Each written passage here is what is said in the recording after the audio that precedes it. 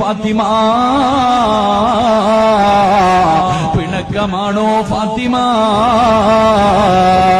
എന്നോട് പിണങ്ങിയോ ഫാത്തിമ?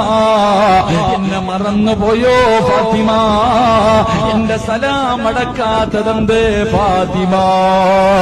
മരണപ്പെട്ടു പോയ ഭാര്യയുടെ കബറിന്റെ ചാരത്ത് ഒന്നാമത്തെ രാത്രിയില് ഒരു ഭർത്താവ് ചെന്നിരുന്ന് കരഞ്ഞുകൊണ്ട് പറയുകയാ, സലാം അടക്ക് ഫാത്തിമ, പിണങ്ങല്ലേ ഫാത്തിമ, എന്നെ മറക്കല്ലേ ഫാത്തിമ.